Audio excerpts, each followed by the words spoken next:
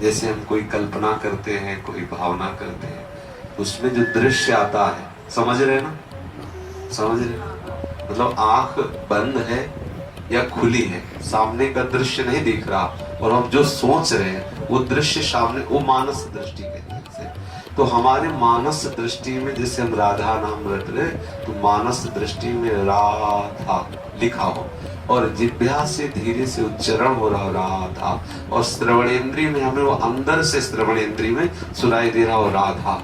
अगर हम निष्काम भाव से इस पद्धति से जप करें तो बहुत जल्दी हमें श्री जी का कृपा प्रसाद अनुभव में आ जाएगा। यदि सकाम भाव से करें तो रसानंद का अनुभव होगा, पहले सकामता की पूर्ति या सकामता का नाश। यदि वो पूर्ति श्री जी के भजन में आपकी सहयोगी तो श्री जी कर देंगे। अगर लगता है कि जीव पतित हो जाएगा तो आपकी कामना का नाश कर देंगे, वो भी जलन युक्त नहीं, शांति पूर्वक आपको उससे वैराग्य हो जाएगा, उस कामना से। वो राधा नाम के जपने से या युगल नाम के जपने से फिर प्रियालाल के चरणामृत में प्रीति हो जाएगी।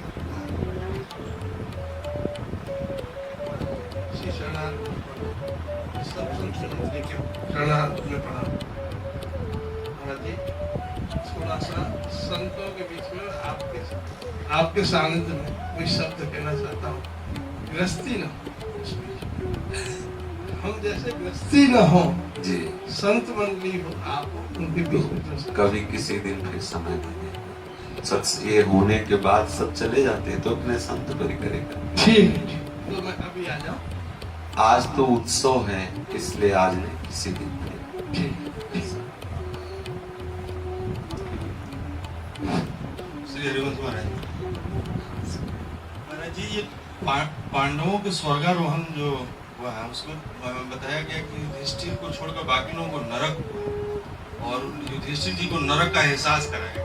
वो केवल भावनात्मक था, भावनात्मक है। जैसे अभी आपको थोड़ी देर की भावना हो जाए कि मैं अमुक जगह हूँ, ऐसा भावनात्मक था। जिसे एक बार भगवान श्री कृष्ण का दर्शन हो जाता है उसके लिए कुछ एक भावनात्मक, वो हम लोगों को शिक्षा देने के लिए कि झूठ जरा भी बोले तो आपको उस अपराध का फल भोग। ये जो महापुरुष जन है, ये आदर्श है, ये आचार्य हैं, आचरण करके हमें बताते हैं। एक बार कृष्ण बोले तो हमारा विश्वास कहता है कि यमराज की खोपड़ी काम नहीं करेगी निर्णय करने के लिए। एक बार कृष्ण बोले कि जिसके सामने कृष्ण हो उन असुरों को भी परम पद मिला है। नरक कैसे? युधिष्ठिर साक्षात धर्मराज है, और जी को छोड़कर बाकी नहीं, युधिष्ठिर को भी नरक दिखाया गया। आप महाभारत में पढ़ के देखें वो कैसे दिखाया गया, भावनात्मक। स्वर्ग में जब पहुंचे तो ये हुआ कि इनका थोड़ा सा अपराध है। क्या अपराध है? बोले जब भगवान ने कहा स्वस्थामा हाथों तो बोलो अस्वस्थामा हाथों, उसमें नरवे कुंजरों क्यों लगा दिया? तो इसके लिए तो बोले जहां ये कहे मुझे कहां लाया गया ता उधर हट जाना चाहिए। तो वो दैवी शक्ति से दृश्य उनको दिखाया, उनको दिखाई दिया कि द्रौपदी, भीम, अर्जुन, नकुल, सहदेव ये सब चिल्ला चिल्ला के कह रहे बचाओ बचाओ, बड़े कष्ट में त्राहिमाम बचा हुआ है, और उनका मुझे कहां ले आया? तो तत्काल देखा स्वर्ग में। उनको नरक ले जाए थोड़ी गया, नरक में जा ऐसे महापुरुषों को कहीं जाना हो सकता नहीं। नरक में 3 ही द्वार हैं, कामः, क्रोधः तथा लोभः।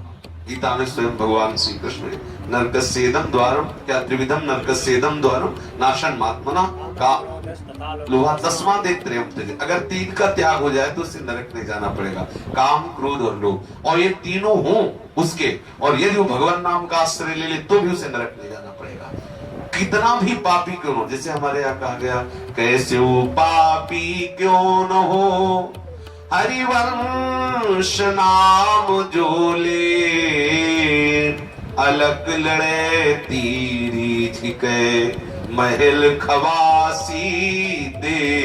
कैसा भी पापी क्यों न हो, यदि वो श्री हरिवंश ऐसा उच्चारण करे तो लाडली जो महाराज प्रसन्न होकर अपने दासी पद में उसे प्रतिष्ठित कर देती है, जो बहुत दुर्लभ पद है। तो यदि काम है, क्रोध है और लोभ है, और वो नाम जपने लगे और उसकी मृत्यु हो जाए, अभी काम क्रोध नष्ट नहीं हुआ, अभी काम क्रोध उसका नष्ट, काम क्रोध लोभ है और उसने नाम का आश्रय ले लिया तो उसकी दुर्गति नहीं होगी, वो नरक नहीं जाएगा, भगवत कृपा का पात्र बनेगा। या तो ठाकुर जी इसी जन्म में काम बना देंगे, नहीं तो अगला जो जन्म होगा ना श्रीवान कुलवान महापुरुषों के